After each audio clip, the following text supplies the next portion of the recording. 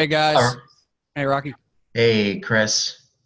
All right, folks. Well, happy Thursday. Welcome to this week's market updates. Lots of interesting news happening this week, around Facebook and even a little bit of Tezos drama and all the kind of usual crypto shenanigans. So we'll start with TA and the charts, and then we can go into more of those news events. And I'll just give my personal opinions on those specific fundamental events, look at the pros and cons. Um, all right, so Bitcoin slowly inching its way higher. I mean, we're at a very serious inflection point here. We still haven't broken that 10K line yet. So we've been just kind of grinding slowly up into resistance. We had a little tiny bit of a bull pennant that was being formed here, and it kind of pushed up a little bit. But I'm not, unless this thing goes complete parabolic, which you never know, it could. It's always a possibility.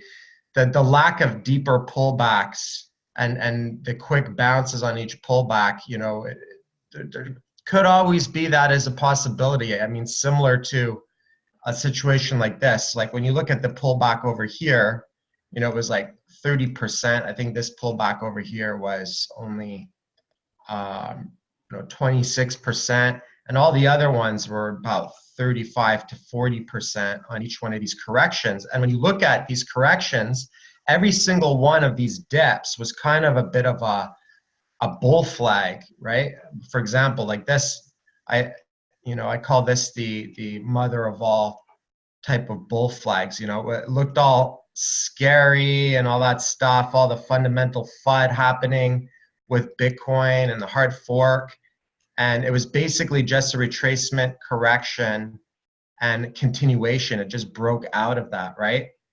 So that took months to play out. And typically, when you have these corrections in Bitcoin, typically they do tend to take months, but we haven't had any deep ones. So thus far, buyers for Bitcoin are still very much in control. It seemed the fact that these got snapped up so quickly seems as if there's probably a lot of money that was sitting on the sidelines. If I had to guess, a lot of money sitting on the sidelines that kind of missed out on the earlier entries, either on the back end here, capitulation, accumulation, or the early breakouts. That tends to be quite typical and common in a disbelief phase. So, the fact that people stepped in very quickly to snap up dips doesn't surprise me. All that to say, though, personally for myself, this isn't my preferred type scenario as far as buying is concerned, right? I mean, if one were to take a breakout trade, and listen, this has already gained a lot this year, right?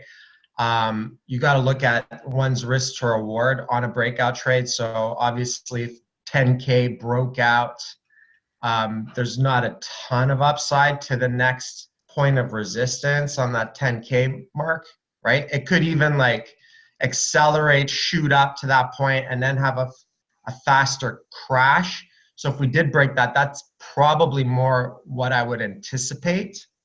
So I would just suggest, like, if it were me, I would be very, very cautious about size and breakouts. And a general rule of thumb for me anyways, if taking a breakout play closer to high resistance points, is I tend to definitely use at least mental stops on breakouts that are a bit higher up, just in case you end up getting trapped into a top. It's, if you start recognizing that there's possibility of being trapped on a breakout, then generally it's a good idea to try to look for a nice graceful exit versus just like, buying a failed breakout and holding and then bag holding the entire correction and having it crash down. Because so it could almost like be like a bit of a win-win scenario. So for example, if I wanted to take a trade off of this, especially like if I didn't have enough skin in the game. You know, line in the sand would be scale in at resistance, but be very watchful, maybe even have a very shorter take profit right at the next resistance. And if it rolls over, to cut and then maybe switch towards leaning towards buying a dip. So a dip off of 10K, as I mentioned before, would be a lot closer to 40%. That would be more of a typical Bitcoin correction. If the current Bitcoin market is similar to the market structure of the past cycle, 2015, 16, 17, then in my opinion, the probabilities of a deeper correction, a 35 to 40%, maybe just a bit higher up, maybe it has to wake up and shoot, would be natural, followed by some points of consolidation, right? That's typically the way it has behaved. That said, we are veering much closer to mainstream adoption. 2017 really felt like the first taste of the mainstream for crypto, at least for experiencing it in the trenches and having experienced it before 2017. Definitely there was a lot of waves of mainstream attention, mainstream money, mainstream interest from, you know, legacy corporations, stuff like that. Obviously now we see Facebook coming in. We're going to talk about that news a little bit later. I'll stick with the technicals now, but so keeping that in mind, there is a possibility if it somehow follows this ramp up of user adoption or hype as far as technological adoption on that S curve, then yes, there is a possibility of perhaps seeing a double bubble or another parabola similar to like the 2013 scenario, just a little bit faster. We had a crash, right? You had, this was like a market cycle right here, and then you had, it was quickly followed by another one. Now this is on the same year, and the markets weren't as liquid, right? So it's quite drastic. If we were to go into a parabola from here, then in my opinion, obviously that wouldn't necessarily be healthy. And from that point, you know, I'd just be looking for various different profit targets. Yeah, I'd probably just take profit along the ride at each stop. And the first major crash that we had that was actually a serious correction, then I would lean towards buying a dip. So that's how I would treat that scenario. I'm kind of, it would be nice to have the consolidation, but you know what, if it wants to do that, that's fine as well. And then obviously the worst case scenario, one could say, in my opinion, we're in a bull market, but the worst case scenario is it turns into a bull trap, and you never know, right? But in my opinion, the market structure has already produced higher highs and higher lows. And we've looked at, like, you know, 1 month Hikinashi and stuff like that, right? Like, this is a very clear bear trend, right? Very clear selling over the past 3 months. It's been very clear as far as the bull trend, as far as the averages and making higher highs and higher lows. You can kind of see in 2014, it basically had a big sell-off as well. And then we talked about in the entire run, the entire bull trend from October of 2015, when we start to break out of that lower accumulation range. For the entire 2 years after that, there was only one red 1 month Hikinashi candle, right? So as far as price averages, you know, and you look at that because it's just averaging the price instead of giving you the typical high, low, close type thing, right? Close and open. When you look at that through that perspective, you can kind of see that I was just in a very, very clear bull trend on the larger time frame on the 1 month. And that includes all the shakeouts, that includes all the FUD, the exchange hacks, the forks, whatever, the spam attacks, the regulation FUD, the China bans, all the crap that was thrown at it, right? Historically, especially in Bitcoin, any major FUD, fear, uncertainty, and doubt event has usually led to interesting dip buying opportunities, right? For buy low, sell high.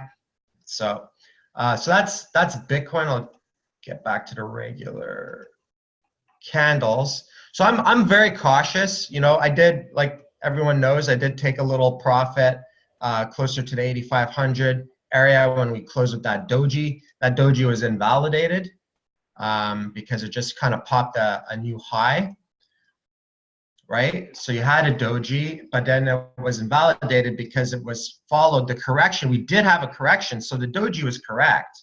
And seeing that, okay, we're going to have a correction. So we did have the first major red 1 week candle that closed as a red candle, right? But that was followed by a bullish engulfing candle, right? It basically just 1 week candle bounced and it consumed and it engulfed this red bar and this doji candle, right? So that pretty much, that high invalidated it. When you look at the current candle on the 1 week, you know, it just kind of broke its head up and retraced a little bit at resistance. And it looks like on the 1 week that it wants to at least push up a bit higher. And I wouldn't even, from this point, because we're so close, it wouldn't even surprise me if we even tested up into that resistance. And then maybe that's where we would have a larger correction. But this still makes me, I'm obviously bullish on Bitcoin and crypto in general, but I just get a little bit cautious when prices make a good run into resistance zones, right? So my general style is, you know, buy into, you know, support, or, you know, at the lows, and then sell at the highs, or into resistance areas, right? And a lot of people, the reason why the resistance is because a lot of people sell into resistance. So I'm not the only one who does that. Those tend to be general profit targets, right? When it crosses that line of resistance, there's a little bit of volume. It can make momentum and push another level higher. So that's Tezos, not Tezos. That's Bitcoin. Hey, Rocky, do you mind if I add 2 cents to that? Sure. Yeah, go for it. So yeah, I completely agree with what you're saying. And, you know, trading early in kind of a reversal is interesting, right? Because like whenever we were first scaling in like the 3 to 4K range, that's when things were the most uncertain, right? And so uncertainty makes it comes with its own challenges, right? Where you don't have a confirmed trend in your favor, but that's oftentimes in hindsight where the best risk to reward is, right? Like on the break of like the low 4K range, that was the best risk to reward. And then the higher you go, you have more confirmation, right? But that's where things become more risky from a risk to reward standpoint. And the way that I look at it, because I can see how it can be really confusing to know, like, okay, where's the top going to be, right? Or where's the reversal going to come from, and which resistance area is actually going to hold. The one way that I think about it is once we have a confirmed reversal, the trend is intact until something confirms that it isn't. And that sounds like blatantly obvious and kind of silly, but like think about what that means on the chart. It's like breakouts and dips work until something changes, right? Until there's either an unsustainable parabolic move or a reverse in market structure with a lower low and a lower high and a break of support, right? So after you have like your first or second or third breakout play, the market doesn't have to reverse, right? Like it can keep going until a breakout actually traps and fails, right? So that's like the first sign of a change is whenever a breakout trade or a breakout setup doesn't confirm and go to another extension, right? And we saw that in 2017 where like we didn't know where the top was. In fact, I think we probably sold, you know, some a little early, which in hindsight I'm completely fine with. But what you said about like, you know, the higher the market goes and after, you know, more and more breakouts, the riskier it becomes. That's true. And that's why I think like if you want to stay on the right side of the market, think about, okay, the short to medium term price action is bullish. However, we're up, you know, 200%. We're a little overextended. we don't know where the top's going to come in. So if you're trading this, just know like the more overextended it becomes, the more aware you have to be of risk, and the tighter you probably want to use stops and really think about position sizing.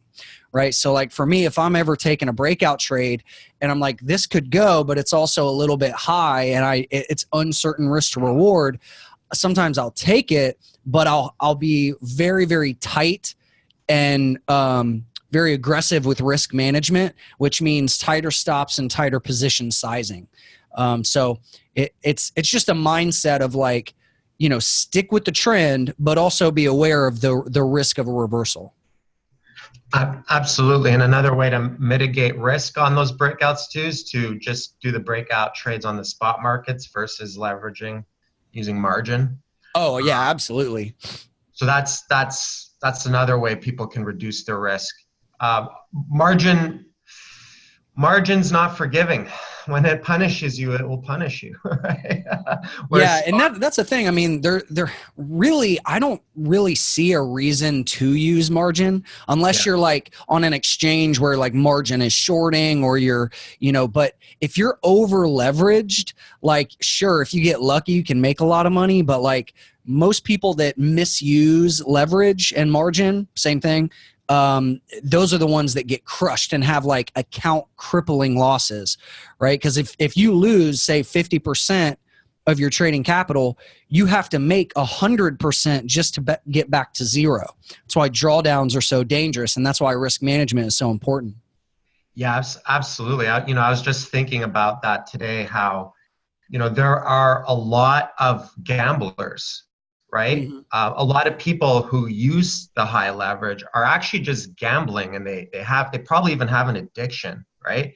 Oh, yeah. One example of that, and we'll get into that a bit more later, but I actually read the Quadriga report today, the new one, and a whole bunch of those funds, he was using misappropriating customer funds to do leverage trading and losing a bunch of money, right? So the story just gets worse and worse. And to me, when I hear stuff like that, I'm like, this is someone with a gambling addiction problem. This is someone who should not be in the markets, because if someone crosses the line in their risk management where they remotely think it's a good idea to take other people's money behind their back without them knowing, clients, and put everything at risk so that they can speculate on the markets and leverage up.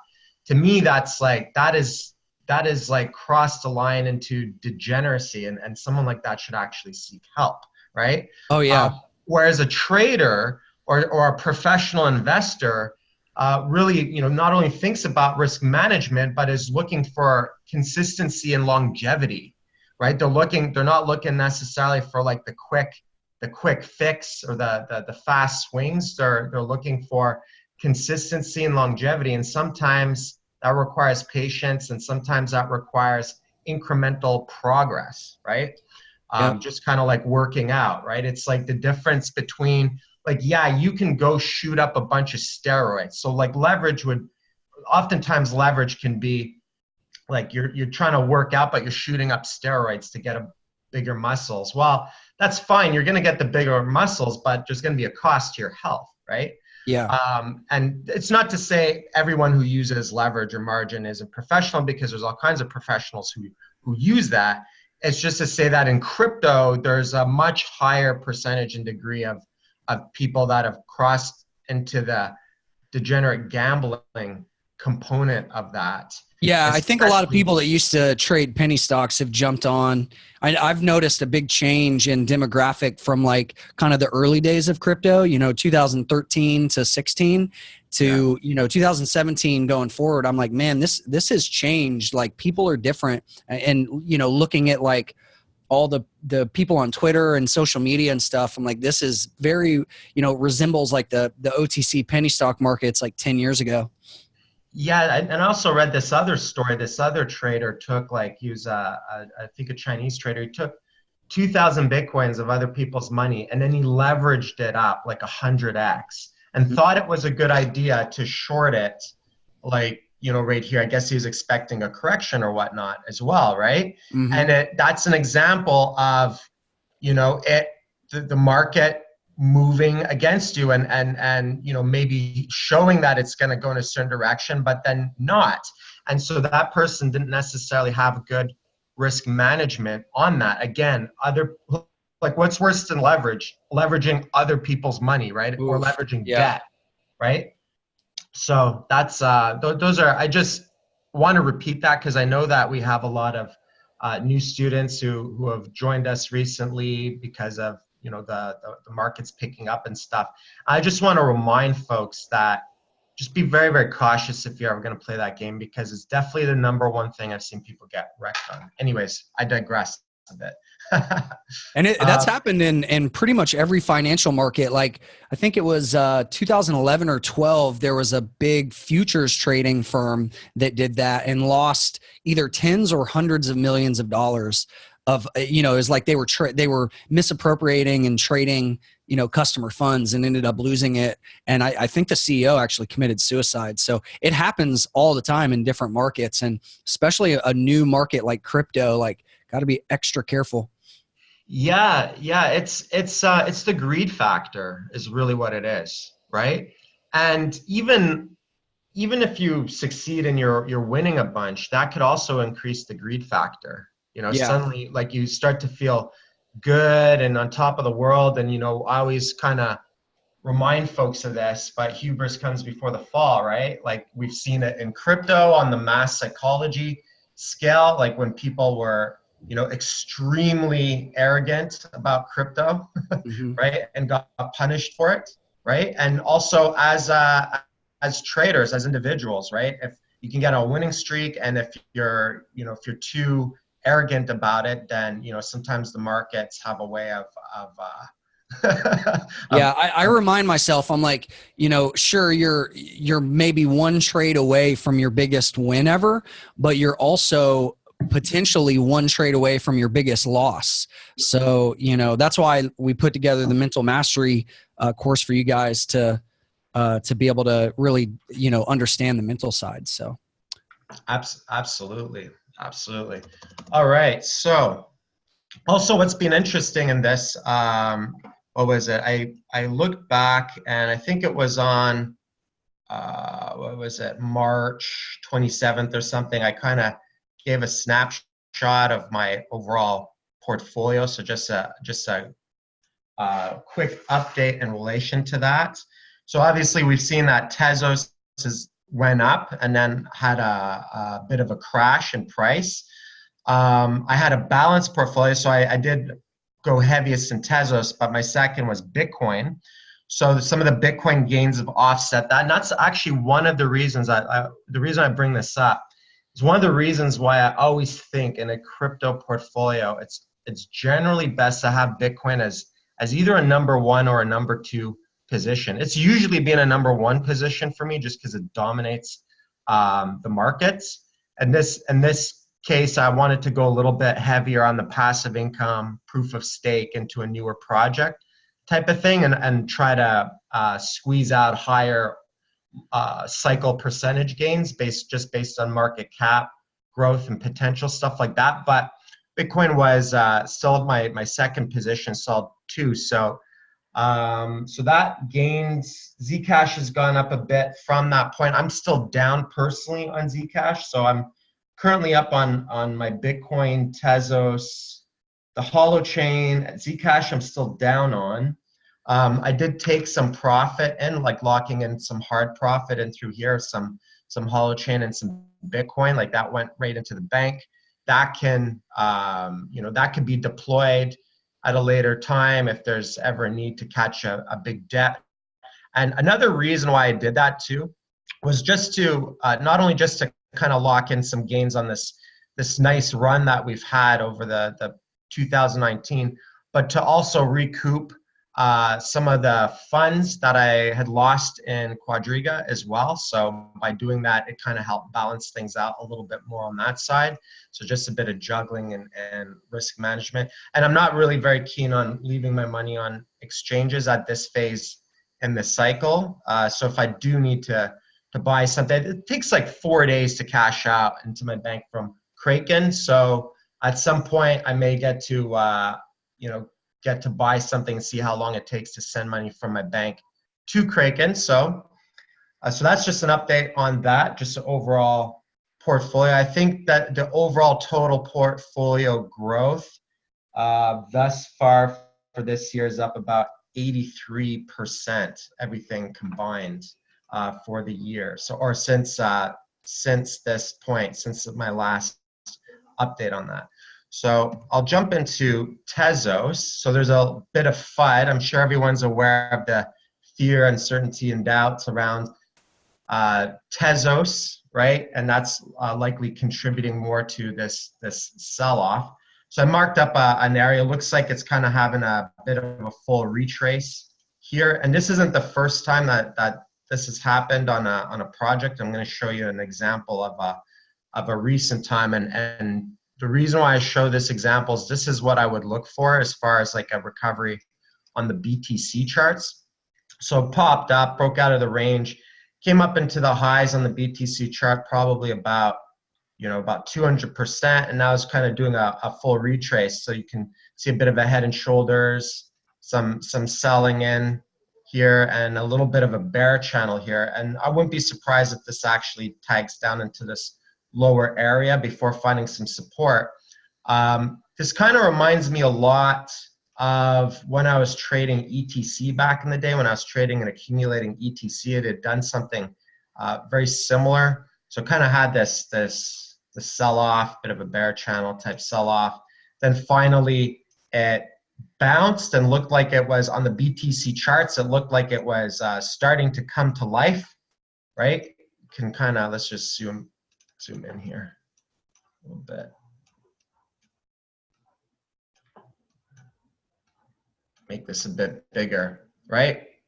Kind of see it's making some moves up, and then it did one of these like slow bleeds again, where it kind of has a bit of a, I guess you could say, a bit of a bear channel on the BTC charts. Now on the USD chart, if you look at this, so let's just say this is like a little peak, right around 0106, 0106, 106, 2017.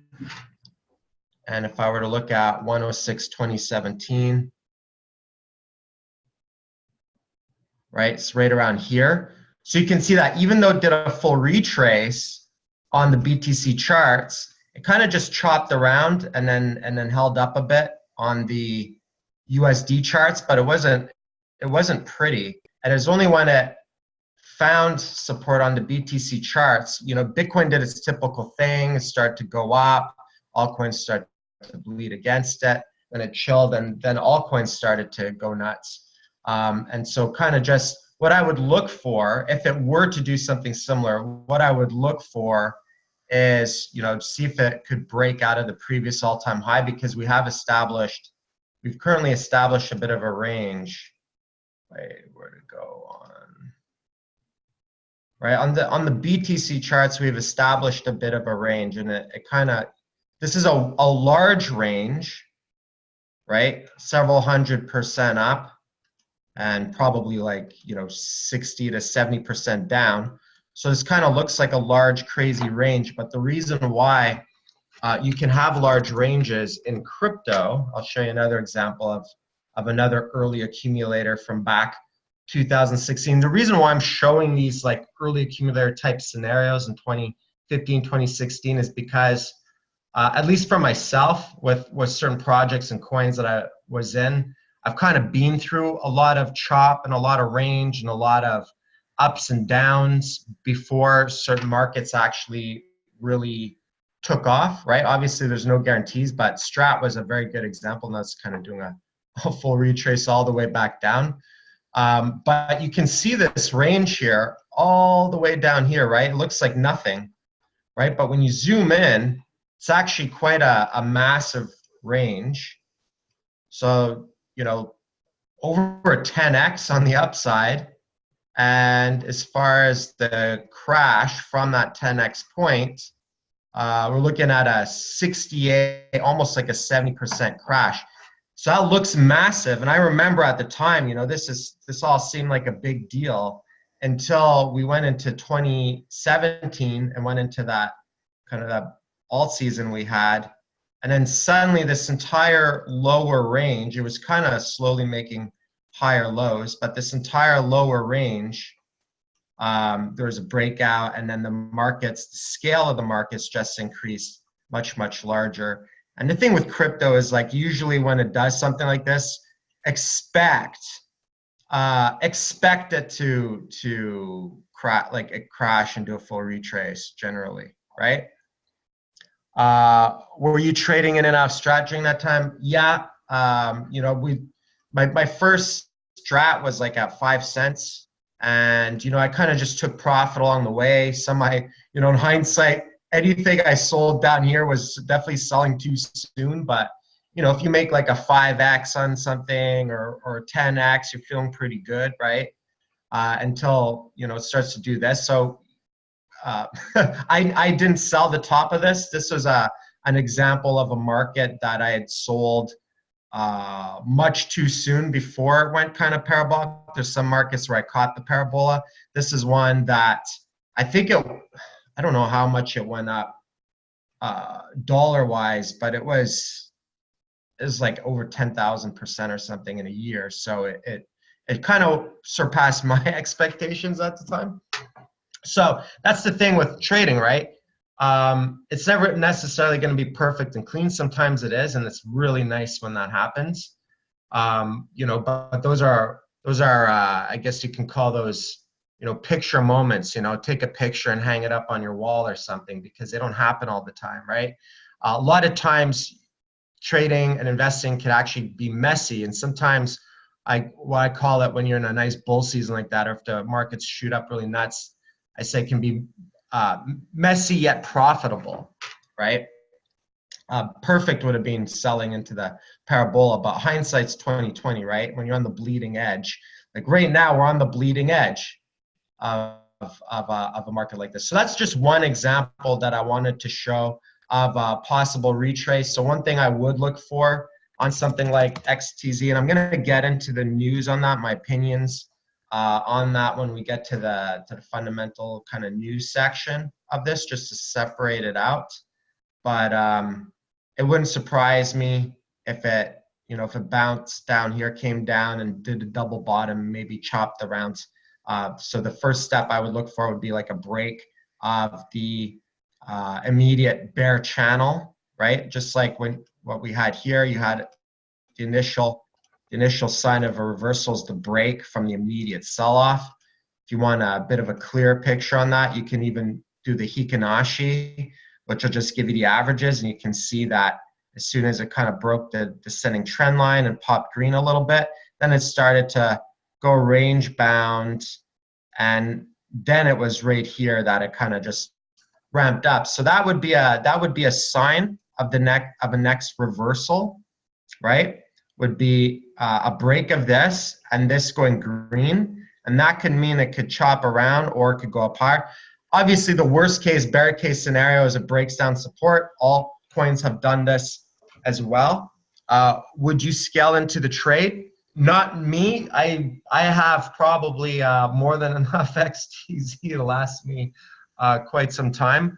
Right now, I'm just kind of generating the passive income from it. And in relation to that passive income, one thing that I plan to do every year is whatever income I generate in the year, depending on how the price is doing, if the price is up in profit or whatnot overall, to just take that 7% that it generated in XTZ and just cash it out like once a year. Calculate what it would be for the year and just cash it out, once a year type of thing.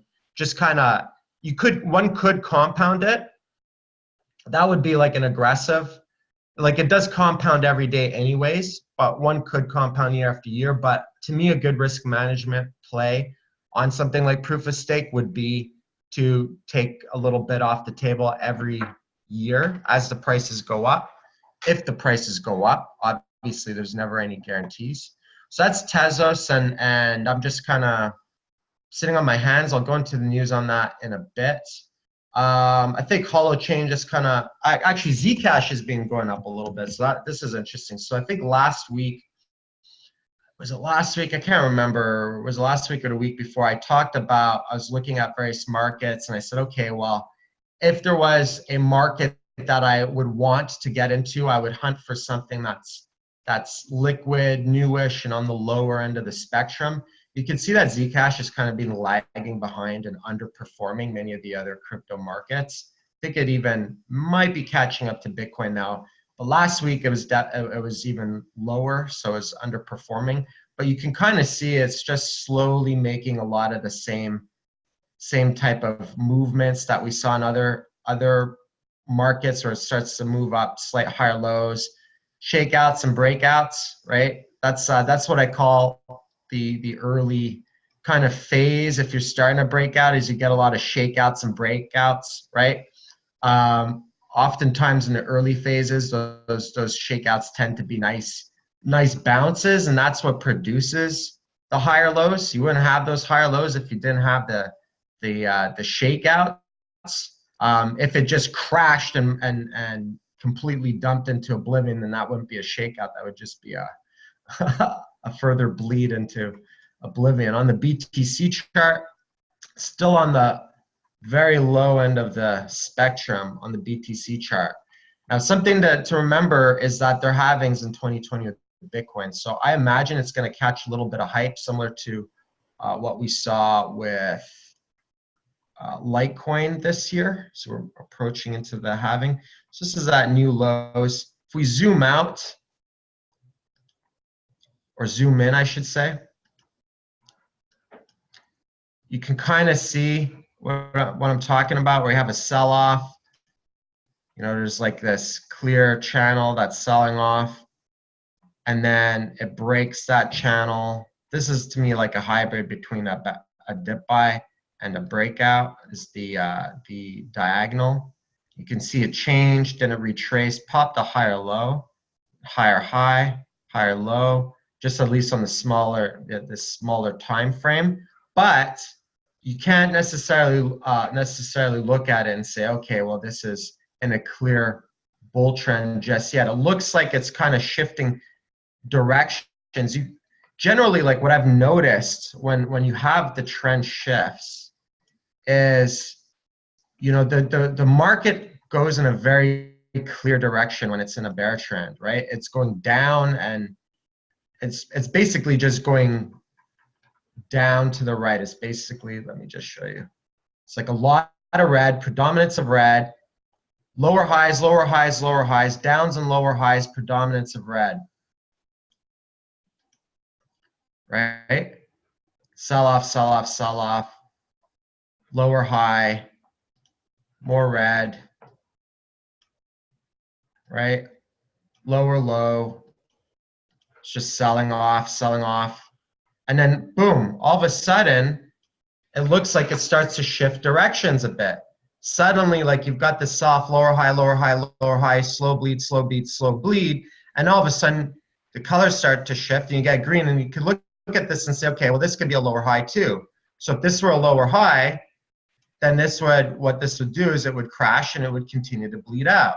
So it crashes, then it starts to make a higher low and then takes out the previous high. And so this is usually first signs that the market is shifting trend, right? I don't know if everyone can see that kind of clear distinction. We have lots of red, sell off, sell off, sell off, sell off, lower highs, boom, first higher low, higher high off the previous high, and then you start to get into the monster size candles and the big corrections, and then the larger consolidation patterns, like an ascending triangle after the initial breakouts, long months of consolidation. Now you're in a clear bull trend, right? Higher lows and higher highs, right? You notice how it shifts direction from down, down, down, down, down to up, down in red, up in green, down in red, up in green, right? And then you just see how it just gets crazier and crazier, breaks out again, retraces, has a throwback, candles get even bigger, corrections get even bigger, and then, you know, eventually gets unsustainable and crashes, has its first massive crash, and then creates another larger consolidation pattern, and then has another massive crash, right? So you just kind of see that it's almost like scaling, just keeps growing and scale, right?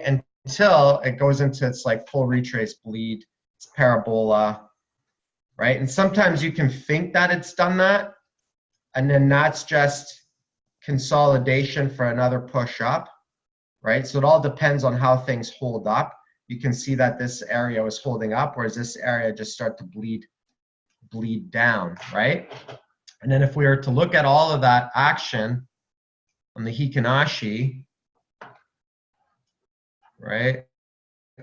So there's obviously quite a bit of selling. This is predominance of red, little pauses. Lots of predominance of red with green pauses. These are the retracements. These are the lower highs, right? Those pauses are the lower highs, the pivot highs, right? And then it starts to change green, some red, green. And suddenly the red becomes the higher lows, right? With the predominance of green, right? And then you can see where yin and yang, this is like almost like a mirror reflection. And you can see it just kind of changes and goes back into red. You know, got that mirror image. Consolidates. So here's, you're seeing support holding up here, seeing this like little mini parabola. Suddenly it's like, okay, this might be forming a larger pattern until you get another push, and then finally back into the red zone and lower highs, right? So the reason why I went back and back tested and looked at all of that is because when I look at the overall structure and color, right, lots of red with lower highs, now we're starting to see an increase in green and a bit of volume 2 with some higher lows. So the question is, and it makes sense that we're kind of hitting the brakes right here, because right now we're at that point where prior support is now resistance. But if we were to, in my opinion, the probabilities of Zcash breaking this is higher than not. And the reason why I say this is because this market has been lagging behind the other markets. We've seen the other markets like Bitcoin already break. Like this to me, in my opinion, would be equivalent to the 6K zone, right? Where, you know, Bitcoin was grinding up at the 6K zone and then it broke. This to me would be like the Zcash equivalent of that area, right? I mean, at least in the immediate one, what would have been more structurally, what would have been the major area of support would have been up through this zone right here, right? Because you can see it was support for a long time, for the majority of the past few years. But as far as the immediate market structure, because there was some range bound support in through here that broke down right around Bitcoin's 6K zone, this is area that I would look for some breaking more up to the upside. And then if it were to do that, then, you know, I'd probably, let me just get back to regular candles here. You know, if I were to draw, let's say a fib retrace on the entire dump, you know, one level up, check this out, just one level up corresponds to this area right here, this resistance point right there, just one level up.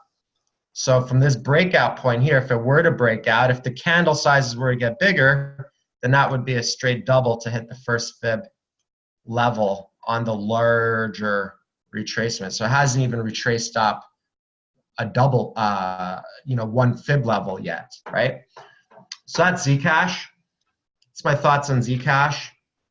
I was tempted to actually, you know, I'm tempted to add to my Zcash position at some point. We'll see. If we end up getting any major shakeouts, like if Zcash were to do this, like let's say Zcash were to get another shakeout back into this zone right here, I might increase my position, use some, maybe compound some of that profit, get my average down more, and just because This is a coin, a network, you know, and I think it's just networks are going to have a higher probability of survivability. And part of that survivability is like regulations and stuff. Now, there could be concerns around privacy coins if they ever crack down on that, but anything like that is basically tends to just challenge any project's decentralization. The more centralized a project is, the more it could crack under pressure, right? We're gonna talk a bit about that too as we talk about Libra Coin and Facebook. Holochain looks like it, you know, it's possible it might retrace down to these lower levels. Looks like this might be breaking down a little bit. So we'll see. I've got probably about 60% of the position still on the table, and I'm just gonna hold that. I'm not in a rush to get rid of the rest of the position. The reason for that is because it's one of my few tokens that I have that's on Binance, right? So if it captures any of the Binance volume and pumps at any point, like a Verge type scenario, then it's good to have something from there. Although a lot of coins got blocked recently to U.S. Residents. I think we talked about that one last week. So I'm not in a rush. I did take profit though. Not at the top, anything like that. I was up about 5.5x. So it's more like, I think it was like more around this general zone right here. So it's up around 5, and I think as it was crashing here. Let me just double check where I did that. Just going on memory here. I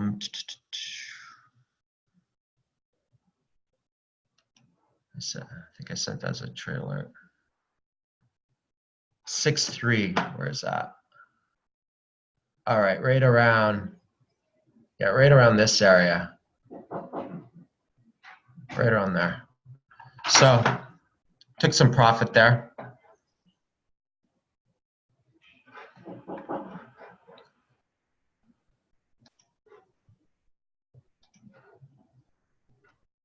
All right, can everyone hear me?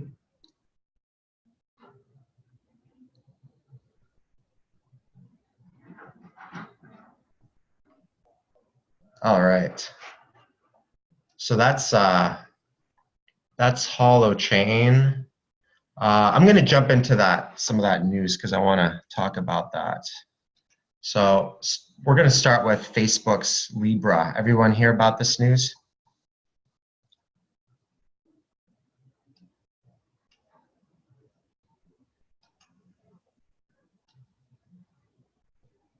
All right, cool. So Facebook, for anyone who doesn't know, is launching their own project called, I guess, Libra Coin, right? And they're open sourcing it and having a bunch of companies. So it's kind of like a corporate open source blockchain where instead of miners, nodes, it's like proof of stake type scenario. So nodes can confirm the transactions, but each node is purchased by one of their partners, which is here on this list, at $10 million a node, right? So you have, you know, all these companies. They're big players. This is fairly big. Now there's pros and cons to this. I'll start with the pros and then I'll look at the cons. We've seen a lot of opinions. Everyone has an opinion on Libra Coin. Some people, whatever their opinion is kind of a reflection of who they are in the markets and how they perceive the world in the markets. Like some people are just like extreme perma bulls, like this is the best thing to ever happen to Bitcoin ever, to the moon. And you know, any piece of anything is always a reason to be bullish and excited, right? That's like the kind of like the perma bull mentality.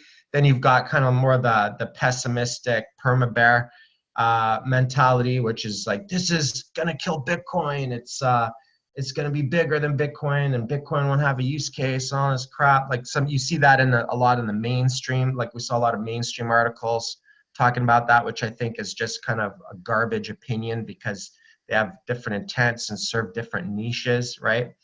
So I'm going to talk about the pros and cons. So the pros being that Facebook's got 2.3 plus billion people, right? That can be a lot of people who are going to be introduced to the idea of blockchain and cryptocurrencies.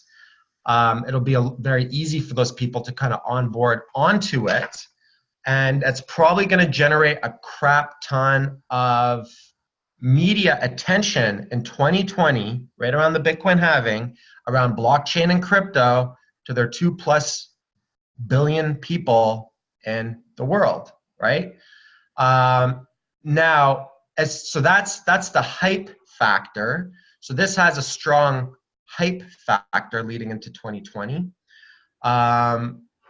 Aside from that, supply and demand wise, we don't know how it's going to impact supply and demand. The reason why we don't know that yet is because we don't know if you're going to be able to purchase crypto necessarily, except for the fact that Coinbase, Xapo, and some other Bitcoin companies will be running nodes and will be on this board, right? So all the decisions apparently will be managed by this board of corporations. So there are some Bitcoin / blockchain companies involved in this, as well as some, some bigger investors who have invested in the Bitcoin and crypto space. So if there is a lot of synergy between Libra Coin and the rest of the crypto markets, what I mean by synergy is if it's tradable against Bitcoin, if it's tradable against Ethereum, if it's tradable against other cryptocurrencies, if you can easily on-ramp onto Bitcoin from Libra, then in my opinion, the supply and demand dynamics of that would be insanely bullish because it will be introducing to basically that would be the push, in my opinion, that can push it into full mainstream, as in like, a third or a quarter of the planet plus ends up using crypto or having some exposure to crypto. So that's the positive element to this. The negative element, if we don't look at the negative element, then it could be easy. This could be yeah. So one thing that might be interesting for if anybody's interested and listens to podcasts, I think it's either Planet Money or The Indicator. Let me look. There was a podcast that came out today kind of talking about this. And yeah, it's The Indicator. It's a daily 10-minute podcast that talks about like different economic stuffs. It's called Facebooks is the name of the episode, and it's a really popular podcast. And I listen to it just to get a sense of like what people are talking about in financial markets. And one thing that they were talking about on the positive side is obviously the amount of users that Facebook has, and whatever you think about it, obviously, I mean, we don't trust them from a privacy standpoint and all that, but like it could be like a massive on-ramp. Like if you really think about it, like you said, like if there is synergy and if it's like a kind of like a gateway drug to crypto for people, and even if like Libra fails or whatever, if we look at it and it becomes like the intranet of crypto, like it adds added legitimacy just to crypto in general, and people are going to by default learn about all the other cryptos, and they might go, you know what? Yeah, man, like Facebook has this thing, but it's like it's still controlled and like Bitcoin's better, and they learn the properties of like real money and they learn why Bitcoin is so valuable. So I do think there is a massive positive side here no matter what actually happens with Libra. Yeah, for sure. Definitely. So this is what mainstream looks like, right? If people are wondering what would crypto going mainstream looks like? Well, this is crypto going mainstream. This is what it looks like right in the face. This is it. It's happening live. Welcome to 2019. This is what it looks like. So that's kind of interesting from that perspective. That's kind of interesting.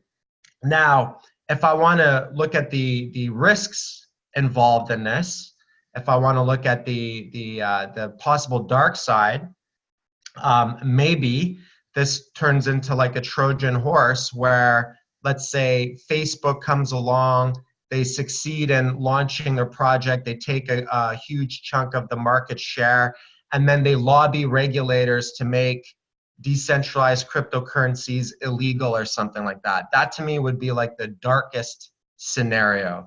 I don't necessarily know if that's probable. We definitely know that's possible. I'm not necessarily sure that's probable per se, but it would be naive to think that that couldn't happen, that a conglomerate of large corporations couldn't try to create their own corporate coin and then lobby the government to try to stifle cryptocurrencies. Now, I'm not necessarily leaning towards that per se, because some central banks have been lobbying towards really harsh crypto regulations for a while. There's been a lot of FUD from central banks. Surprise, surprise, right? Now, what's interesting with this project, though, is that what it actually almost competes with more is the regulators, not the regulators, the central banks, right? Because the instant Facebook announced this, basically central banks from all the G7 countries suddenly called some meetings, and then the US Congress basically said, hey, you guys got to stop this until we have a hearing on it. So they have a public hearing scheduled early July on this, right, where they're going to do some explaining. So this is an example of how a more centralized, permissioned blockchain or crypto works.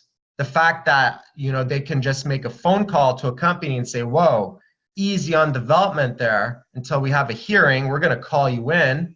The government can do that, right? Bitcoin also had a call. I read this on Twitter. This is funny. Someone called Bitcoin, but Bitcoin didn't answer, right? So basically, like, there's no one who are you going to call? Where's the CEO of Bitcoin, right? Who are you going to call to tell people to stop it? You're hurting their feelings. No one, right? It's decentralized. So now imagine, though, if Bitcoin start off as proprietary software. This is why open source is so bloody important. This is why I'm a huge defender of open source, and Bitcoin staying open source and crypto staying open source. And anyone who tries to patent or make it proprietary or form a monopoly, that basically is the antithesis to what I believe in my philosophy around cryptocurrencies and decentralization.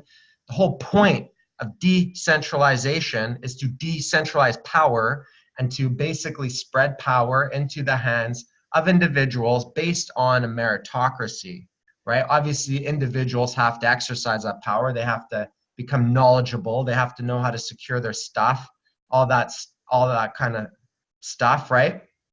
It's not by default that everyone gets to share in that power, share in that network, and that decentralization. You have to kind of choose to do it and then jump through the hurdles to figure it all out and not get hacked and all that kind of stuff, right? But it's a meritocracy. You don't have to ask anyone's permission to participate in Bitcoin or in crypto, right? You can go out and start creating stuff and so on and so forth. And even as far as development and stuff is concerned, it's based on a meritocracy. So that's the thing with reason why. Now, Bitcoin was proprietary, and if it started off, I guarantee you probably would have been killed in its infancy. If it was just one company or conglomeration of companies that came along with their proprietary Bitcoin software and their financial network, it probably would have been shut down, like Liberty Reserve or various other attempts at creating crypto. Someone had also posted something on QQ Coin. I think it was the CEO of Kraken who posted that on Twitter. QQ Coin, which was this gaming dollar currency in China that got cracked down on before Bitcoin and such. So this is interesting because they open sourced it and made it a vote amongst nonprofits and for-profit companies. It's almost like a hybrid, actually, between centralized and decentralized. It's a hybrid between, proprietary for-profit corporations and open source, right? So it could be an interesting bridge between those two worlds. This could possibly be the thing that bridges the more fringe, decentralized crypto movement with the mainstream, right? So that's interesting. Anyways, they've got a hearing coming up. So that's Libra Coin. Should be an interesting 2020. And we're approaching it. I mean, we're only, 6 months now towards 2020. So time flies, right? All right, other big news, some FUD news. So there's a fallout between Tezos Foundation and the OCaml Pro, may lead to Tezos hard fork. So this term hard fork is a little bit deceptive in this, right? Basically, the OCaml Pro group was a group of developers. They created TZ, Scan, all that stuff, and they were one of the groups that had received funding from the Tezos Foundation, right? So I guess the funding ran out because I think the Tezos Foundation wanted them to fully open source their work, and it wasn't fully open source, so there's a bit of a discrepancy there. The funding got cut off, and they basically said, okay, well, we're gonna branch out and we're gonna create our own Tezos altcoin, right? So this is basically an altcoin that's being created from the Tezos code base. Similar to, I would compare this similar to Litecoin taking the Bitcoin code base, changing a few parameters around block time and block time as well as block rewards, stuff like that. So just changing a few supply, that's it, supply and block time. So they changed a few parameters, but it's basically just an altcoin. And so as this grows, it's going to have more altcoins. Ethereum has a whole bunch of them. So it's not necessarily a hard fork, like as in the project in and of itself is forking. It's not necessarily the same thing, like a discrepancy between Bcash and Bitcoin. I don't know if there's an airdrop around this. Could be interesting if there is. I mean, if there's an airdrop, then if it's worth something, then sure. Free money. I haven't heard or seen anything around an airdrop, so don't hold your breath. But we'll see. We'll see what comes of that. I'm not concerned about it personally myself.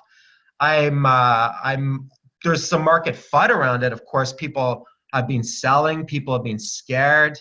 They want to take liquidation from they have goals of taking 5 to 40% of Tezos's market cap. That's their goal, right? In my opinion, one of two things will happen. Either they'll grow in market cap just based on being an altcoin, and as we've seen, as far as altcoins are concerned, there's, even with Bitcoin forks and all that stuff, they can all share in market caps, just because Bitcoin Cash or SV or Gold or Diamond or whatever, or Litecoin, just because all those things were created, obviously didn't necessarily take away. It might have taken away a bit, but overall, Bitcoin's still the most dominant market cap. This is the nature of open source. If you're a believer in decentralization, free markets, and open source, then someone forking or creating their own altcoin should not be something that's scary. It should not evoke fear, uncertainty, and doubt. Now, of course, they might word blog posts and do that to create more FUD. Maybe it's an opportunity to shake out the markets, to get more coins. We see that all the time. If Tezos were to grow and become more successful as a network, I would expect to eventually see dozens of alts based off of it. Just like Ethereum's got a whole bunch of them, and other projects have a whole bunch of them as well, the bigger they get. Pretty much most altcoins have derived from the source and roots of Bitcoin. It's the nature of open source. I don't have a problem with that. I'm not a Tezos maximalist in the sense that, oh, this is the only blockchain that's going to exist, and there can be no other altcoins before it and all this crap. Like, I don't subscribe to any of that. I'm not a Bitcoin maximalist. I recognize Bitcoin for its value and what it is. Dominant market, usually having a larger stake in my portfolio. Pure market compared to a lot of other altcoins as far as the launch and all that stuff. But I believe in open source. I believe in free markets, the competition that comes from free markets. I believe in people having the freedom to be able to create their own networks of value. Decentralize the creation of value and money and finance in and of itself.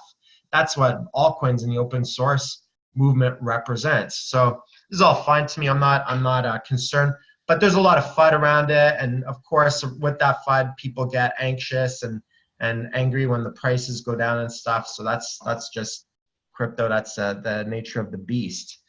Other news. So that's my thoughts on Tezos.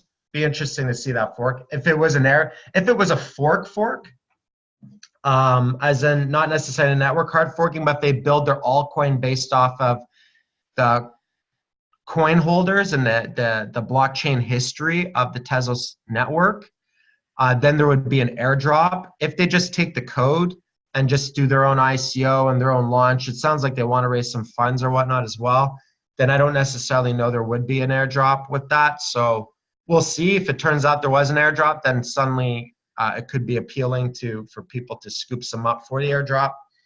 See how that plays out. But there's already been a Tezos fork. There was a TZ Libra. Was it TZ Libra? Which one was it? I think it was TZ Libra. I think that's what it was called. I don't know if it succeeded. I think did it fail? I don't know. I don't think it's gotten much traction, but basically there's a discrepancy around the KYC. Some folks didn't like the KYC, so they just kind of forked in airdrop to coin holders, but I don't think it really took any momentum or traction, because ultimately the only thing that gives any of this value, any of it, is community, is humans coming together as a small society, deciding in the markets that has value and are willing to exchange it for value and create price discovery. That's it. It's just network participants. That's what creates value.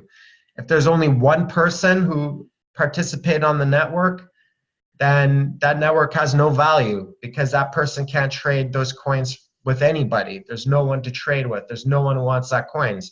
So you could create your own blockchain tomorrow. You could spin it up, fork something, be the king of your own castle, the queen of your own hill or whatever. Have all the coins, 100% of the supply for yourself, but it's completely worthless because no one else is using it. And if you have two people, then you have value amongst those two people to trade that. Maybe they create their own little ledger or IOU system amongst each other or whatnot, or just trade those tokens. But the more people you have, the more value the network has, right? Bitcoin obviously has the best network effect. So it has the most value, it has the largest market cap, the most volume, the most media exposure, the most company, all that kind of stuff, right? And Ethereum's a very close number too, because it has a lot of value. And then there's also developer value. There's all the participants, the people coding for it, the people building startups, the people, all that sort of stuff. So this is a growth of the ecosystem, of any crypto ecosystem, is all about value. That's the only thing that exchanges value. So if it doesn't capture a large slice or a slice of the Tezos community, then it'll probably be a minority, maybe similar to like an Ethereum Classic to an Ethereum type scenario, or maybe even smaller than that. If it went down the road of TZ Libra, then it could turn into a complete non-event, and basically like not even worth the words written on the blog post type of thing if it turns into a non-event. So Quadriga news. Okay, so I read the new Quadriga report. I think it's the 5th one. So this was from the auditors. They've been consolidating. I don't know how many pages it was. So I read this morning anyways over my coffee when I woke up. And the story just keeps on getting worse and worse. I mean, basically, it turns out that Cotton, the CEO and founder, he was misappropriating people's funds. So he was using people's funds and sending them to other exchanges and doing like high leverage, leverage trading and stuff like that, losing money and spending money on fees. Apparently, there was like a fake, I don't know if it was a fake account, but there was a name that wasn't KYC'd, and apparently allegedly it created a bunch of fake deposits. Like there's fake deposits credited that there's no actual real deposits. So I think it was kind of like going into fractional reserve. Because if you run an exchange, think about it. If someone runs an exchange, what's to stop them from just like typing 100 million on their exchange of money that doesn't exist? Right? Like people have suspect with Tether or with something like that. Ironically, actually, Tether, because it's on a blockchain, has a little bit more transparency than what you'd see behind the scenes on exchange. Ironically, because it uses a blockchain and because there's multiple exchanges using it, there's actually more transparency on something like Tether because you can watch supply being created live and watching supply moving around live from exchange to exchange in different wallets versus what goes on behind the scenes, behind the curtain, some exchange. So someone can create an exchange and just print out fake money out of thin air. And that's that, right? And so I think that's what he did out of that one account, and then bought up real crypto and then sent that crypto to exchanges and then leverage trade with that. So that's what the report was talking about. Then it was talking about there's a possibility that some of that money was on those other exchanges. They didn't name the exchanges. Those exchanges refused to comply with the investigation. The FBI is even in on this now as far as investigating. They refuse to comply, saying that, hey, they're in a jurisdiction that doesn't concern them, right? And possibly, I'd like to know which exchanges these are, because that would be interesting to maybe put a little bit of social pressure on whoever those exchanges are, because maybe they're just trying to keep the funds. What if there was $100 million on one of those exchanges? We wouldn't actually know right now.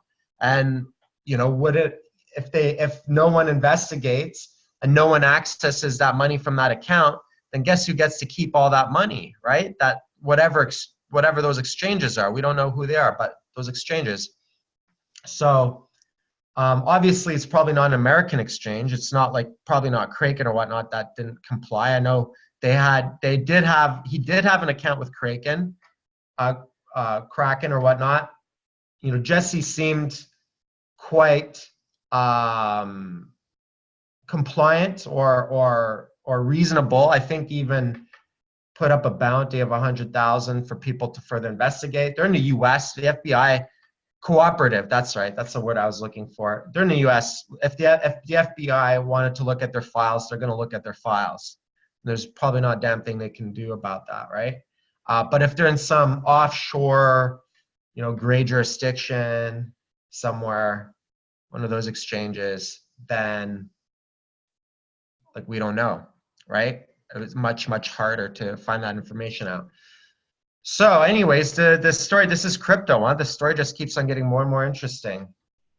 So that's the case in relation to that from what I've read with Quadriga. Oh, another thing, he hasn't filed, Quadriga CX hasn't filed tax returns for 4 years, nor did Cotton. Cotton didn't file tax returns. Apparently they use like 30 different types of payment processors. Apparently they were paying people out of personal bank accounts, out of other company real estate bank accounts, out of his wife's bank accounts, out of the company bank. Like it just seemed like a huge mess. And apparently there are no financial records except for the personal financial records of people trading. But the exchange in and of itself kept no expense records and they kept no profit records whatsoever. So there's no financial records either for them to go off of. So really, like they've been operating this exchange with bubble gum and glue and some duct tape and some yarn and maybe a paper clip, right? This is a real kind of like interesting clown operation. Now, one could not know this when this is the thing, any exchange could be like that, right? Binance could be running like this for all we know. We don't know. We have no idea. No one's looked at their books. No one's looked at any of that stuff. We have no idea, right? And so at the time, I'll tell you, having used Quadriga since 2015, I've used them regularly. I've paid credit card bills using them. I've deposited money into my bank. I've withdrew cash, all that stuff, right? I've been using them for years, and I've been using them reliably for years. Even in 2017, I was able to cash out money. In fact, I was able to do a very small cash out, I think with probably about maybe 8% of the funds that I had on there, like a month before they went down, type of thing, right? So now, even if an exchange delivers and it looks good or whatever, when you see an exchange having problems, having issues, whether there's regulatory issues, whether there's questions about fractional reserves, whether there's questions about solvency, whether there's questions about people not getting their withdrawals in time. Obviously, that's generally a good sign to pull money off of the exchanges, and usually I see those as warning signs and pull money off the exchanges. In this case, I didn't, and with the money I had on Quadriga, I did split it up amongst different exchanges, so it didn't wipe me out or anything, but it definitely was a hit. But I kind of fell into, I guess, a trust trap, having had cashed out and used them for several years. I just assumed, oh, they're having banking issues. They're having, the big banks, they're putting the squeeze on them. I kind of want to support them, a small little Bitcoin exchange, Canadian Bitcoin exchange, whatever, right? But turns out that it was actually shady, and maybe they're having banking issues because it was a shady operation to begin with, right? Also, one of the founders and partners was an ex-convict who was convicted for identity fraud in the U.S. And it's literally like reading something out of a James Bond book or something, right? So it's crypto has no shortage of drama, entertainment, and tragedy, right? So it has been a bit of a clown show. So obviously you adapt, right? And you change your risk management strategy and tactics, which is why I don't have anything on the exchange, because on any exchange at this point, because suddenly the risk to reward of doing that has severely changed, right? So that's interesting as far as the Quadriga news is concerned. And I think those are the three main points that I wanted to talk about as far as the news. That's like the biggest news of the week. All right, we can jump into a few questions. All right, what's your recommendations for people looking to add to long-term bags as opposed to breakout trades? It's a good question. In my opinion, I lean towards, for myself personally, when I'm trying to accumulate and build up a long-term bag, I just lean towards buying dips and averaging down into the lows on dips. Or if it holds up a range, just kind of like buying within a range. But basically, my goal in crypto is generally, for me, is always to buy it as low as possible. And one of the reasons why I do that is because it's so bloody volatile, and the crashes and the highs are so extreme that I found with altcoins and Bitcoin and crypto in general, I found that I've usually have an edge when I try to buy it as cheap as possible. But we've discussed the double two ends of the coin, right? You do that and you could end up having drawdowns, right? Where you think you're buying, you know, if you just because you buy a dip or just because you buy a low, right? Let's say you bought here, or let's say you bought in through here, doesn't mean you're going to buy the exact bottom. So chances are, if you're going to dip buy, if you're going to try to buy the blood or buy into accumulation, there's actually a very high probability that your first orders are going to end up in the red, right? This is why position sizing is important when doing that. So I would say I personally think the worst thing to do in a situation like that is to look at a market and being like, okay, I'm just going to go all in on the first trade. Boom, I'm all in right here, right? Right. That to me isn't really I don't think that's a good approach. So they call it accumulation generally because there's multiple points of accumulation, as in multiple points of buying. You know, sometimes accumulation can be even trading the range bound market to increase when stashed through trading. But it's generally through position sizing and multiple orders, not just one or two big orders, but just multiple orders along the way. And so when I look for the long term, I just try to buy it as low and cheap as possible. And I look at it in relation to the larger market cycle. And I mean, thus far, over the past several years, that strategy has worked out for me. So I'm just going based off of my personal experience in the crypto markets. That doesn't necessarily guarantee that that strategy is always going to work, right? Or that the crypto markets are always going to, go into cycles. I'm obviously placed my money on the hypothesis that we're starting a new market cycle, but nothing is guaranteed. I have to do that and still be comfortable with being on the bleeding edge of time. That nothing's guaranteed, right? There's absolutely no guarantees in any market, in anything. There's no guarantees in life, period, right? The only guarantee in life is death. There you go. There's a guarantee. That's the only guarantee. That really is. When you think about it, everything else, nothing's guaranteed, right? So, well, people say and taxes, but hey, that's not an absolute, because one can move to tax neutral jurisdiction. So one can't necessarily stop death. Right? Death is guaranteed. Pretty much like everyone, pretty much everyone in history, human history, has died, unless someone can prove like vampires or something. Everyone dies. So that's definitely guaranteed. Taxes, you could go to tax.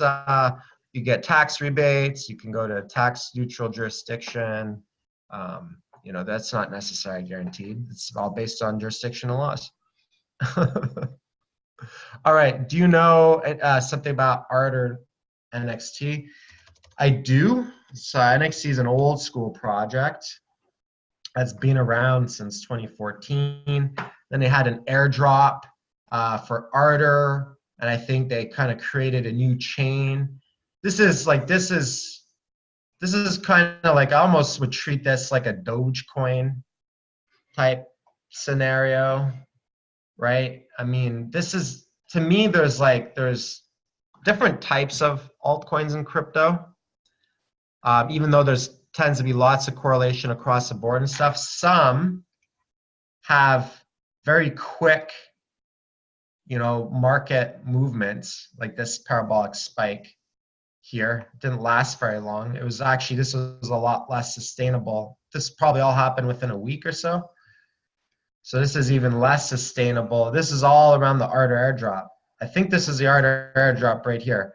So it's like 1 week of FOMO and then the airdrop and then a week of dumping, right? And full retrace, right? Now it's at the lower end of the spectrum.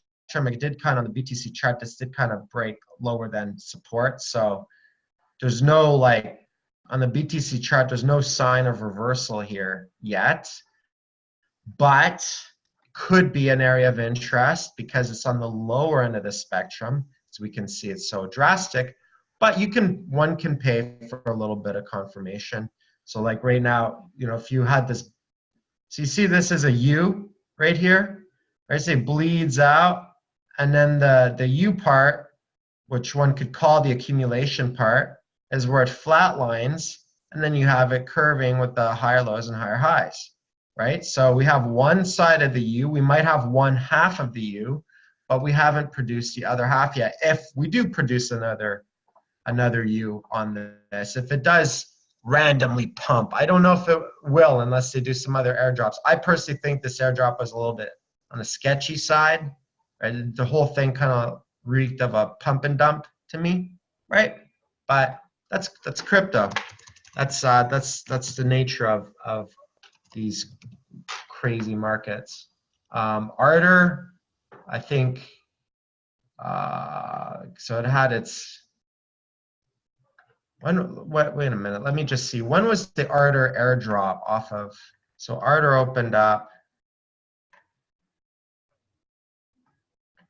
It's been a while since I haven't actually really owned Ardor. I opened up an NXT wallet years ago, I think in 2016, just to experiment because they had proof of stake. They're one of the major first proof of stake projects. So I think this was airdropped from this, but let's just see, 16, 10, but it doesn't seem to correspond with the chart. So I don't know if my memory is serving me right on this NXT. Got Tezos on the brain here. Oh, maybe this was the airdrop right here. I think this might have been the Ardor. Maybe this was it. I don't know. One of these was a big spike, but I think they had other multiple airdrops. You have to look into that. That requires some fundamental research. I was looking at that at the time, but it eludes my memory. But I seem to recall, and probably folks have been with me, recall me doing some market analysis on this. There were some airdrops, and the whole thing kind of looked very pump and dumpish around the airdrops. And that was, after the Bcash airdrop, there was a lot of airdrop FOMO, right? Suddenly, like, all these altcoins start doing airdrops, and this was like a way for them to pump their markets. So I know your bags are full. What would you do now in terms of accumulating more XTZ? It's at a nice low price, but BTC correction will likely make a dive. Interesting here how you play.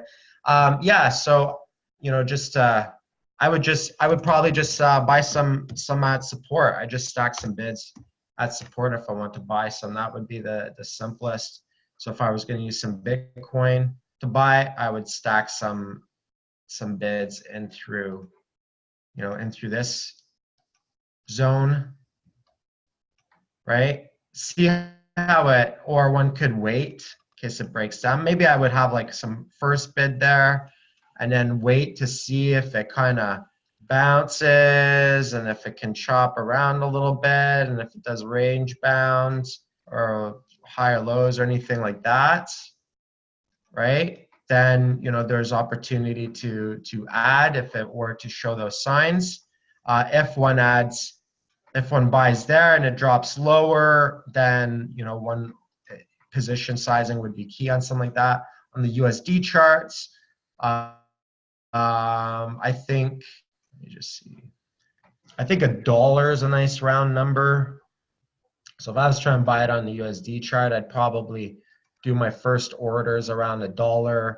And then I would probably treat that similar, like if I had no Tezos or if I was just starting and I wanted some, I'd probably just treat it similar to what I did here, where I averaged down on the washout and then bought some more in the sideways chop, and then that was that. So I probably would seek to replicate that if it were to get down that low.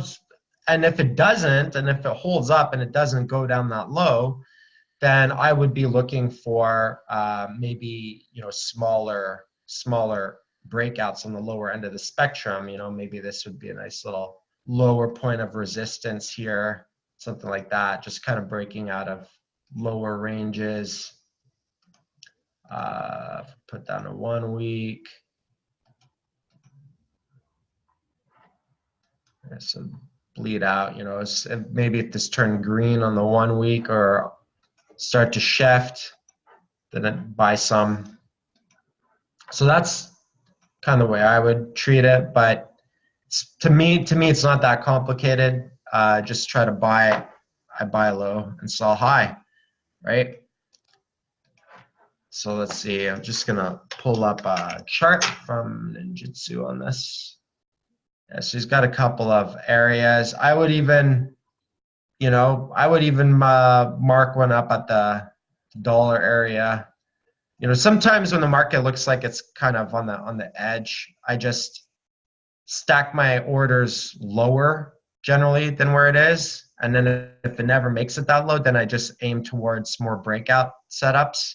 You know, if it started to ramp up and this is just a retrace, then there'd be some possible breakout setups. So that's what I would do. Grin. Yeah, Grin's an interesting one. It's got a really high inflation rate, but it's been doing well. It's a fair launch coin, right? It's a proof of work coin. It's one that uses Mimblewimble, which is like mixing that Bitcoin developers created, or mixes coins or whatnot. Still very high inflation. Let me just take a look at what Grin's doing. So I bet you miners were doing very well. Heard some bought some cheap mining equipment in the bear trend when everyone was selling at losses, and then probably mined this dirt cheap and are probably now in profit, right? So this could definitely be an interesting proof of work coin to mine. I'd imagine it would be GPU. I suspect that. As far as fundamentals, and this actually brings me to another question that someone had asked yesterday. It said, what kind of other coin projects besides Tezos or Holochain or whatnot do I find interesting from a fundamental perspective? I certainly find Grin interesting, right? I think there's definitely room for fair launched proof of work coins, right? Especially if they offer something unique, a unique value proposition. So this offers a unique value proposition by implementing Mimblewimble, and it kind of follows the same ethos, similar ethos to Bitcoin. It's like no ICO, no pre-mine, no founder rewards, nothing like that. So as far as a proof of work coin is concerned, like Litecoin was another one that was similar. Fair launch, proof of work, Dogecoin, stuff like that. I find something like Grin interesting. So fundamentally, now let me just preface that, or not preface, but let me just add to that and say that technicals are number one, and correlation and technicals are number one in crypto. Correlation to Bitcoin and technical analysis are number one in crypto, right? When markets are parabolic, there's a term that some people use, which is don't get fundamentaled, right? Don't get fundamentaled, right? I tend to like fundamentals better at the lows. When the technicals are low, when things are at the lower end of the market cycle, the lower end of the spectrum, then suddenly picking through the mass piles of trash, garbage, and trying to find some gems, things with perhaps better fundamentals that increase the possibility of survivability, right? That's when I like to look at fundamentals. But you know, when the markets are up in the sky, with like with Bitcoin, everything went parabolic. Fundamentals didn't mean anything.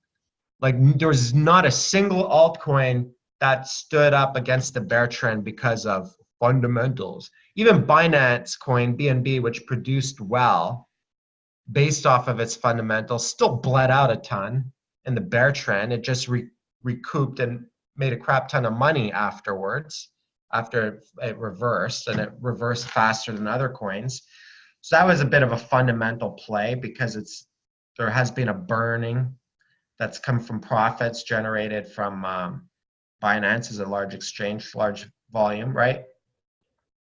But if you see markets that are up in the sky, parabolic, don't look for a good fundamental investment because it's all going to fall to crap. Take note of things that are good, have good fundamentals, and just patiently wait for them to come to good prices. So this has like that typical Zcash sell-off, right? So this is like sell off, sell off, sell off, sell off. This is the first sign of a reversal that we're seeing right here on Grin on the BTC chart. This is the first sign, increase in volume, slightly higher lows, possibility of a first higher high right there. See how that shifted, right? Lower high. This is the slight lower high, but mostly just a bleed. So just a bleed, slow grind down, and then popped, but lower high, higher low, right? See, lower low, lower low, equal low, lower low, lower low, first higher low, first higher high, right? See that shift? It doesn't guarantee that suddenly it's just going to turn bull. In fact, if I wanted some of this coin or something like that, well, two scenarios can happen. So this is what I would look for. Confirmation of bullishness would be another higher low. Maybe it could even be a deeper correction, another higher low. But then it bounces, right? And then starts to take that out or consolidates, and then maybe has a breakout, right? That's what I would look for. If this were a bull trap, it would slow bleed to a new low. If it were a bull trap, it would do this right here, right? Like this could have been a sign of a reversal, but no, it didn't produce a higher low. It suddenly went, first sign that it wasn't, bled out, first lower low, then it had to bleed out some more, right? But you'll notice that the colors are changing too, right? You're starting to see more green and more volume. So if we go into Hikanashi, you can see that this is all predominance of red. And now we started to get green over the past couple of months, right? So this might be the first signs of a reversal, but we're only really going to know that. What I would consider as a bit more confirmation actually would be to take this out. Take out this resistance right here, you know, whether it be test it and create an inverse head and shoulders or just take it out entirely. Then suddenly you can say you're in a confirmed bull trend, right? On this. So yeah, this is definitely interesting, but it has a really high inflation of coins. I don't necessarily think they made this coin around scarcity like Bitcoin. I think they wanted it to be spent more. But as long as you have any kind of speculative element to it, you can't avoid hoarding, right? So, all right, we've got a question. Can I look at gold? Yeah, I can look at gold, even though it's not crypto. I was kind of noticing. Oh, sorry, XAU, my bad. One sec. No, I figured that's gold, right? XAU.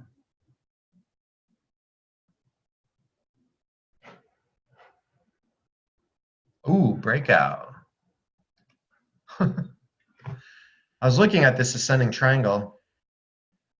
Oh, it just broke out. Okay. Look at that.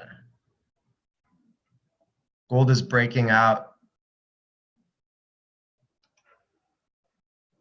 of an ascending triangle.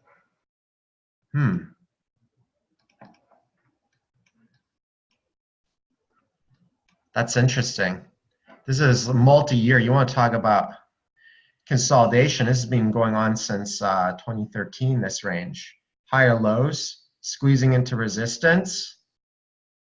You know, and it's, and I've got a bunch of gold too, because I've actually, so I guess my gold holdings are in profit, because in 2017, some of the profits that I took, some of it was in fiat and some was in gold. So that's good. This is a balanced portfolio. There's nothing wrong with having a balanced portfolio, right? I'm not a fan of this absolutism. It's good for marketing, whatever this like, oh, gold versus Bitcoin commercials and stuff like that. Dump gold, buy Bitcoin. It's kind of, it's a very black and white perception of the world and investing. And personally myself, I think it's a little bit two-dimensional and linear to just treat everything like a yes or no choice type of thing, where you can, why do I have to choose between gold or Bitcoin? What if I like both of them as investments? What if I want some hard assets as well as some hard digital assets, right? Like, so that's, personally, I'm a fan of diversifying some of the risk, right? Perhaps some equities, some metals, some real estate, some crypto, some fiat. Those are generally the things I'm interested in for the most part. So this is good. I'm gonna pay attention to this, because like if this turns into an actual breakout, I mean, there is a little bit of a point of resistance here, but if it continues moving up, there's a possibility. I know Chris is buying gold even like in 2016 and 17 too, probably. So I kind of looked at this as like a larger accumulation. If this continues on a trajectory, I might decide to buy some more in a TFSA, just paper gold, just to capture some value and likely just sell it higher up. But if it got some momentum, you never know, right? This could be the start of something bigger.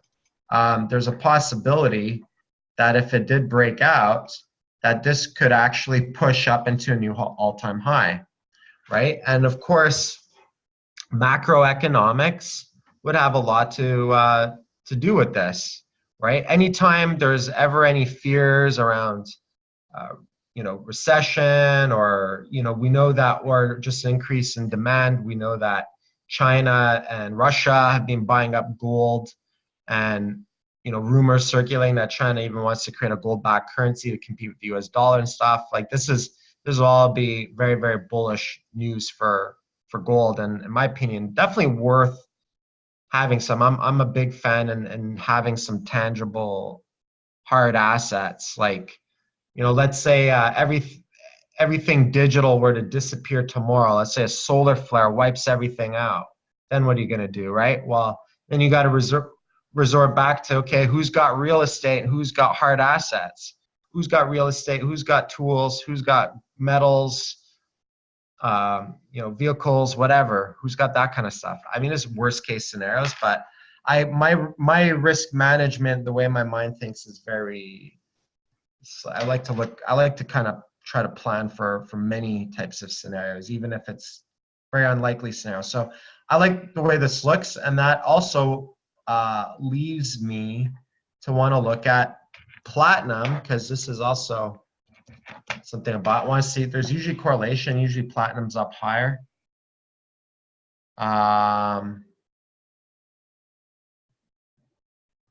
Okay, so usually platinum trades higher, but oh yeah, no, solar flare is definitely a real threat for sure, as well as environmental changes and threats. I mean, my area, we're starting to see tornadoes, and we never used to get tornadoes, right? So, the weather's certainly changing, but that's another story. Platinum's kind of underperforming. Even though it's more rare than gold, it doesn't seem to be, it might catch up. There used to be a lot of correlation, as you can see, to gold and platinum, and platinum was up even higher than gold was. right? But now it's lower. So it'd be interesting to see if gold does break out and gain some momentum, if platinum will follow. I'm just going to take a peek at silver just for my own curiosity to see how the other metals are responding to this possible gold breakout.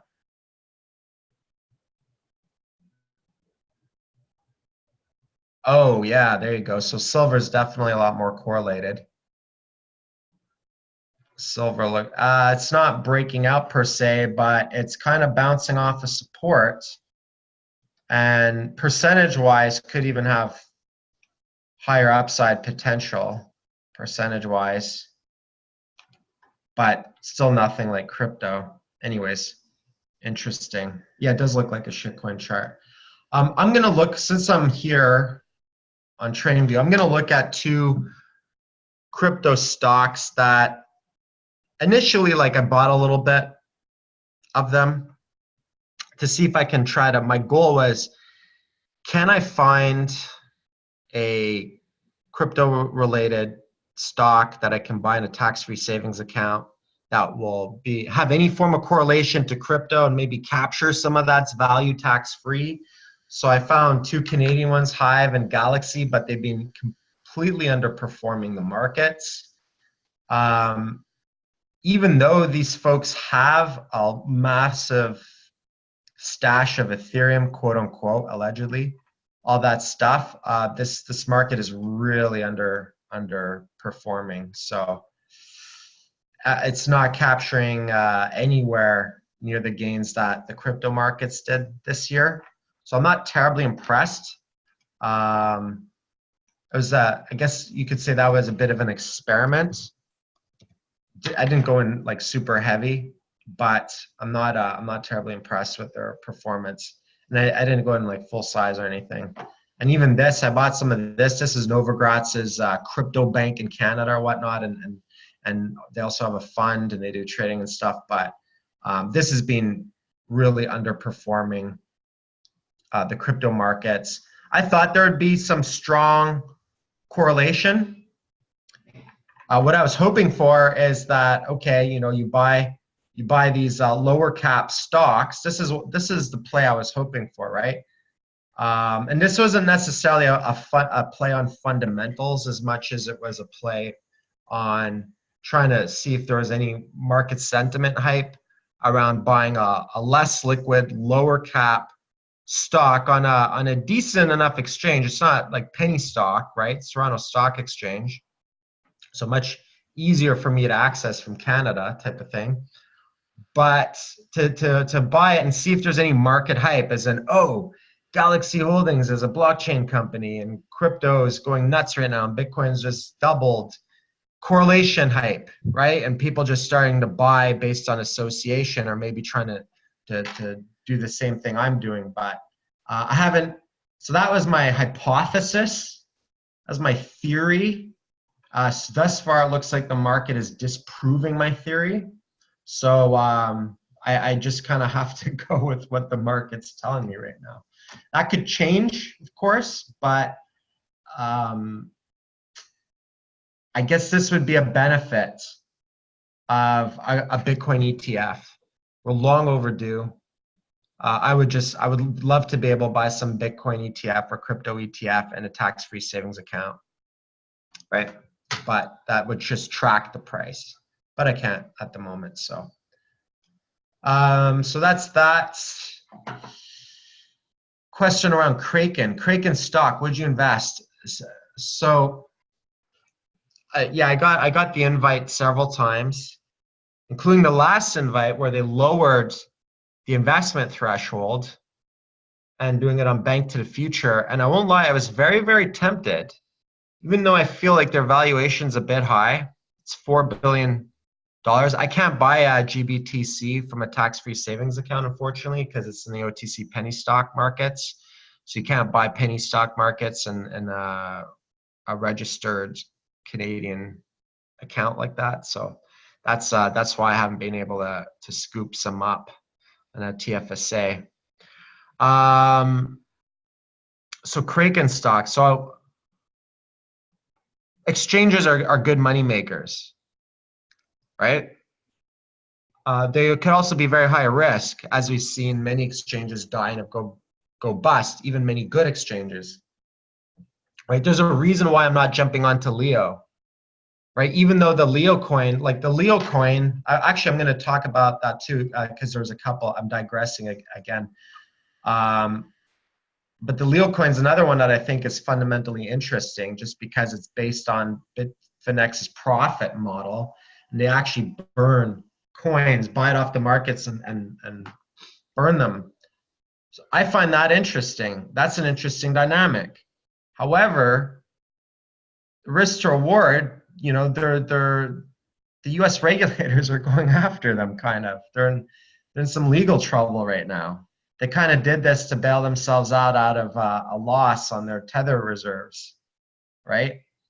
So it's kind of a gamble as to whether or not you think that they'll survive, or, you know, they could get crushed. They could turn the graveyard of exchanges, right? So it's almost like similar to Quadriga having banking issues and all that stuff. Like it's all the same texture. We don't know they're going to survive, but generally, like based on my rules, if I smell smoke, then chances are I'm just stepping away from the fire, moving far away from the smoke as I can to try to avoid counterparty risk.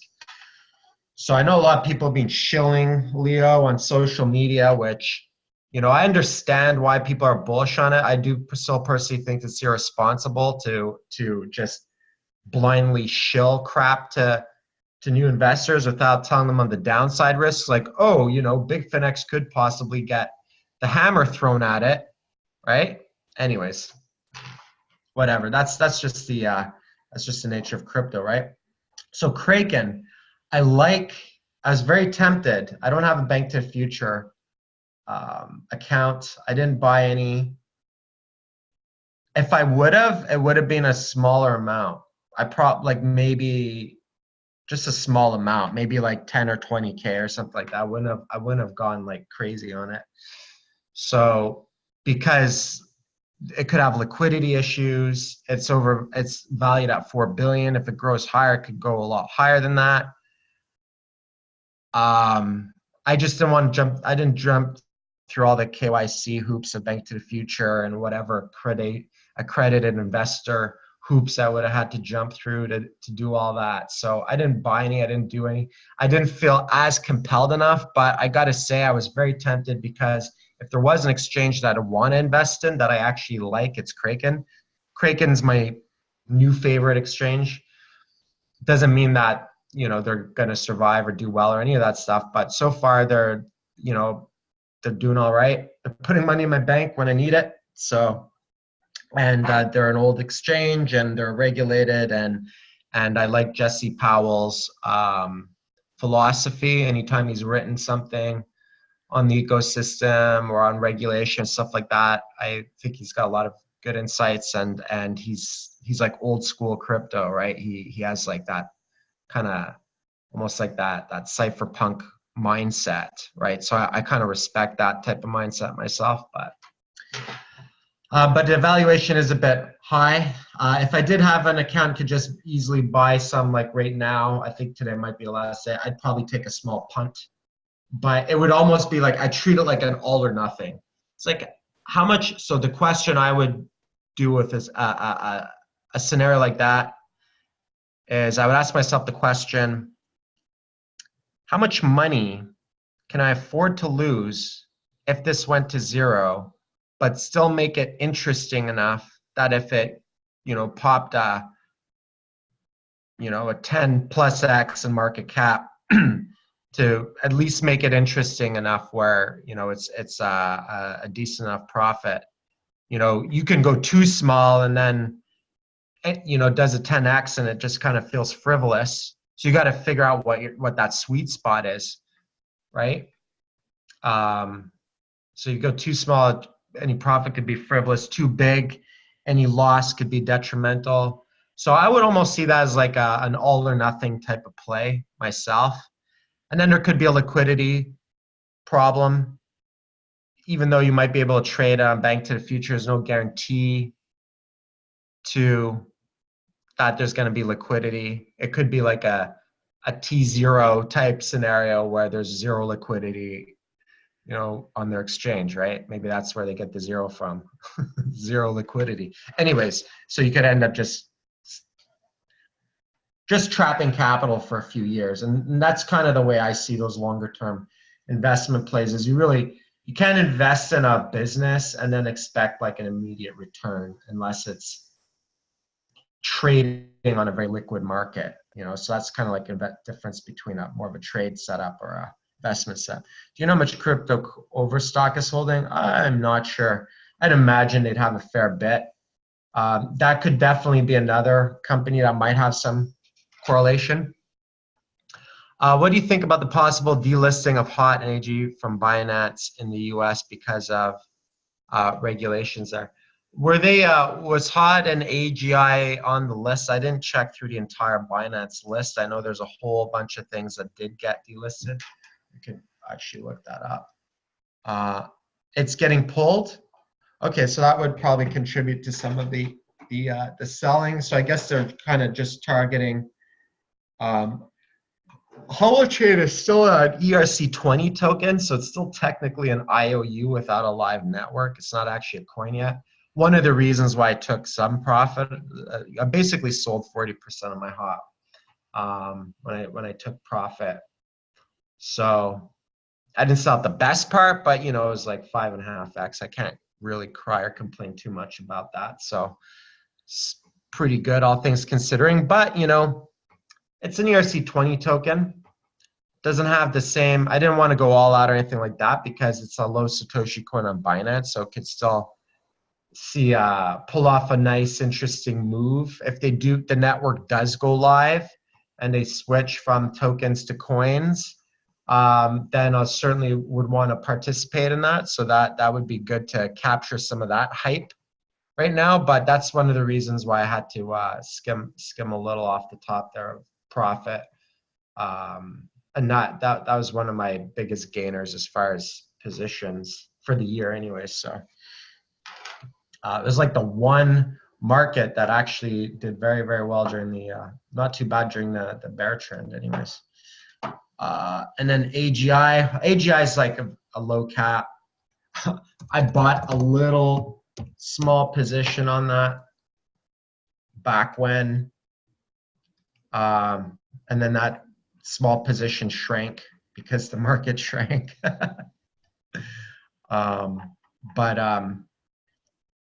I bought it after I saw their presentation. I thought it was kind of interesting looking project, but it's a low cap. It's a low cap, so not very liquid. 25 million market cap. Low caps. It hasn't had a market cycle, right? It's just had selling. Basically, like opened up here and just dumped, right? So it could be interesting if when we eventually get a real alt season or category 4 or 5 alt season, then as all ships rise, these lower caps could end up doing some very interesting stuff. But it's all about position sizing. So I guess apparently Bitcoin's making a new high right now. Just look at that, and then we'll wrap it up because we're going on 2 hours. Okay, squeezing for another possible breakout. So that 10K area is the place to watch, really. That's kind of the breakout point that I had for myself. It was the 10K region. So we're almost there. Almost there. All right, that's it. That's it for now. And altcoins have been, some of them have been bleeding out against Bitcoin. This does tend to happen. Yeah, I'm kind of at this point, because 10K is so close, I'm kind of leaning towards this as the local top before a big correction. And that would be a beautiful spot to have a big correction. Because the reason that will have been a beautiful spot is it will have taken out this high. It will have taken out this high. It will have taken out this high, right? We'll have just created higher highs, taken out all those swing highs. And if we had like a 40% correction off of this area up here, then that takes us to the 7K mark, a bit higher than the 6K mark. That would be, in my opinion, that'd probably be a really nice dip that I would look out for. So I don't know where the local top is, but I do know if wherever the local top is, if we start to see a 35 to 40% drop, wherever that top is, certainly a very, very interesting area as far as bounce plays and dip buying is concerned. So that's kind of like my next thing I'm just patiently waiting for. I don't really care where the top is. Hell, if it wants to go top out there, I'm not going to really take any more profit off the table. I'm fine. I'm going to be paying enough taxes this year as it is. So I think I've hit my quota. I'm going to try to at least hold on and not take any more profit till January 1st to try to balance out the tax a little bit, right? But I figure, midway through the year, taking some profit off the table once midway through the year. I'm going to pay tax on that, but so be it. It's risk management. But if I can hold out till January, that'd be nice. But I would certainly be interested in a nice little dip buy, right? So we'll see how that plays out. All right, folks, we've gone, it's 2 hours now, so we'll end it there. See what this next week brings for us and if we have any other major news. The Libra news was fairly major news this week. So it's quite remarkable how rapid things can change in this space and how drastic the news events can be in the space. It's certainly no shortage of entertainment and drama. So that's it for this week's market update. Take care. I hope everyone has a great weekend. Cheers.